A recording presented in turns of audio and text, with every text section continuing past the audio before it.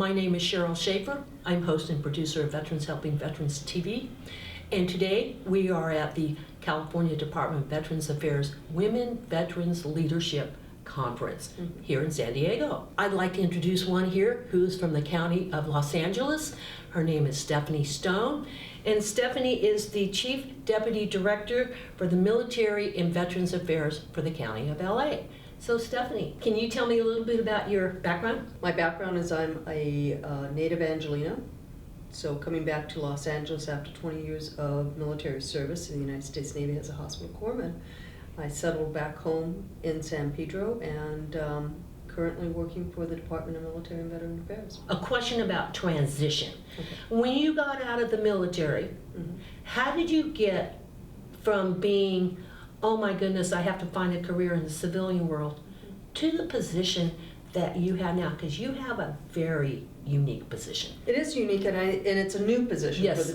for the County of Los Angeles in this particular department.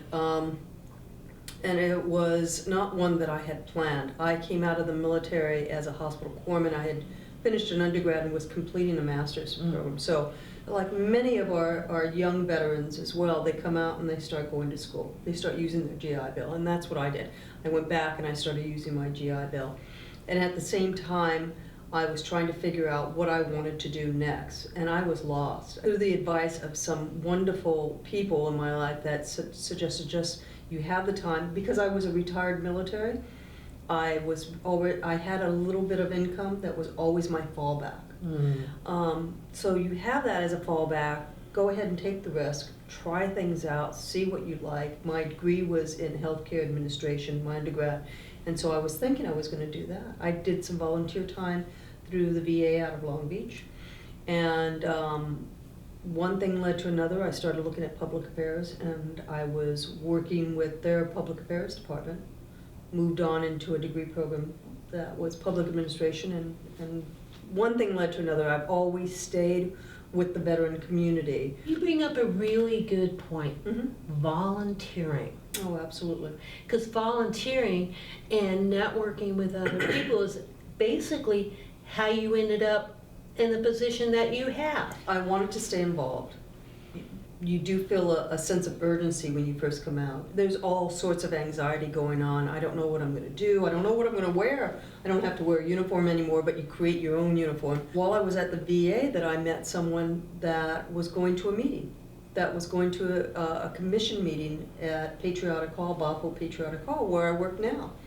And that started me down the path of public affairs, because they were talking about policy and how it affected the veteran community, and I thought, I don't know anything about this. I found that fascinating.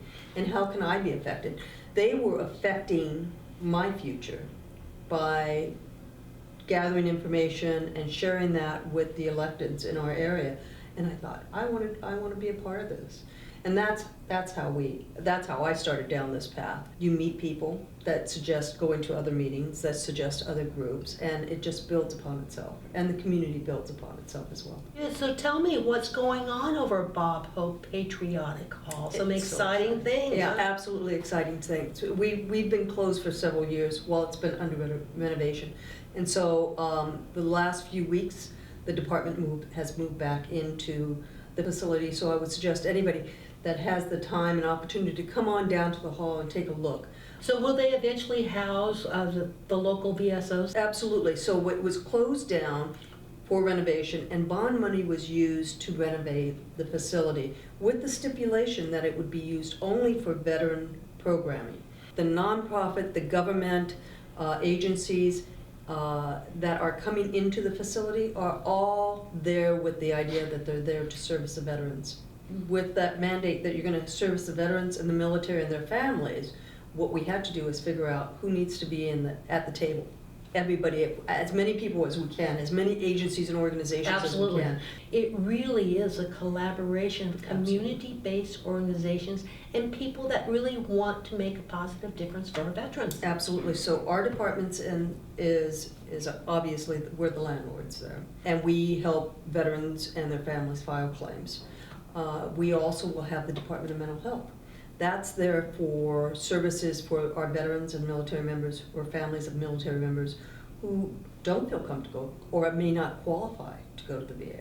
We also will have the veteran service organizations that were housed there before. They're invited back home. So we will have the American Legion, AMVET, DAV, Vietnam Vets of America, and other agencies that will be back, veteran service organizations that will be back.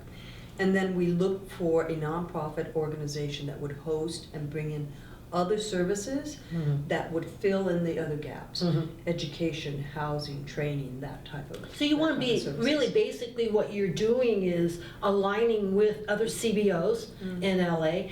So you have like a one-stop shopping. Instead of a veteran going to 15 different locations, have 15 reps in one location so they're not spending all that time in traffic and all that. That's exactly what our mandate is. You will be the one-stop shop for veterans, military, and their families. What we envision this to look like is a veteran or a military member will come in, possibly with their family, while they're in dealing with a claim, or maybe they're filing for their college fee waiver for their dependent child. They may at the same time say, you know what, I'm having this issue around housing. Well, we can walk them to our community partners and say, let me introduce you to this gentleman or this young woman that can help you with this process as well. And the other thing we found is that many times the veteran doesn't know what they absolutely need yet. They walk in with an idea, well, I know I need this. I know I need the college fee waiver, as an example. But I hadn't realized there were resources in this other field. I didn't know that I can go ahead and get help with clothing for interviews. We're going to have military women in need at the facility, and so at the hall, I should say. And so they offer clothing support for women in the military if they're going off to an interview. And then we also will offer meeting space for organizations, agencies, departments that it has to be a veteran-specific program. Any fees for that? Hall fees? There will not be any hall fees or fees for the hall for those programs other than to cover the costs. In other words, if it's during the day and we're going to be in the building anyway, there's no fees. Oh, okay, but if it's afternoons or evenings or weekends, then we're going to work out what that might cost. Now, some of the problems facing our women veterans are really huge. Lack of jobs, proper training, homeless women with children. Right. Now that, the fastest growing segment of the homeless population is women veterans with children. Right. Now, how do we address those needs? How does the County of Los Angeles address that? I think that's an issue that we're trying to get our arms around. I don't know that anybody has the answers for that, but there's plenty of people that are working on that and talking about it. For the County of Los Angeles, they recognized that there was a void. Again, we have new leadership. Our new director is General Wong, Ruth Wong, a female vet, retired general from the United States Air Force, and then myself as Chief Deputy Director, retired Navy Corpsman. We recognize just being able to use that lens of the challenges that not only we face, but our colleagues, our female colleagues have faced, is part of the assets that we bring to this department. But then we're also partnering with all the other agencies and organizations that are within our community to talk about what are the opportunities, not only what are the needs, what are the opportunities out there, who else should we be talking to, not who's at the table, but who's missing, who else can we bring to the table to talk about these things. Right. We know there's housing needs. We have some partners already out in the community that are trying to do things, New Directions, US Vets, Volunteers for America. There's 3 nonprofits right there that have housing programs for women. With US Vets, they do temporary, and then at some point they can actually put them into permanent housing. Right. Well, I think you'll see that across the board, that there's transitional housing. We try to get them first stabilized and then to move them into a permanent situation. So very good. Yeah. So exciting. It's exciting. It is. There's so many great things that are happening, and there's so many things that still need to go on. So we can't stop here. We can't, by any means, think that it's going to be a quick fix or an easy solution. The diversity of our community, both by gender and by ethnicity, by education, you name it, we're a diverse community. The veteran community in general, and the community our veteran community within LA County is huge. It's just so large. It's one of the largest in the nation. So how do we meet their needs? It's not just about meeting the majority of their needs. It's trying to meet every veteran's needs, wherever they may be.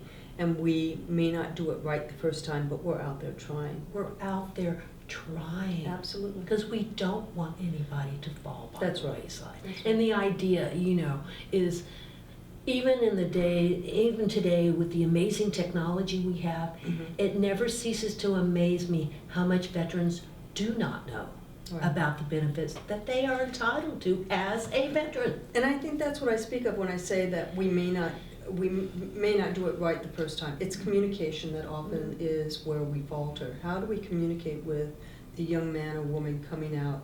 Let's say if they're coming out from the West Coast or East Coast to the West Coast, and they knew what their services and their support services were on the East Coast, and now they have a brand new community to learn here.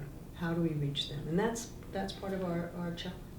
And it's a way for us as a community, and it's not just LA, it's nationwide. The reasons why I enjoy coming to this conference every year is because you get all sorts of, not only do you meet and network with other people, you get all sorts of wonderful ideas of what they're doing in other communities. Sometimes with very few dollars, but they figured it out.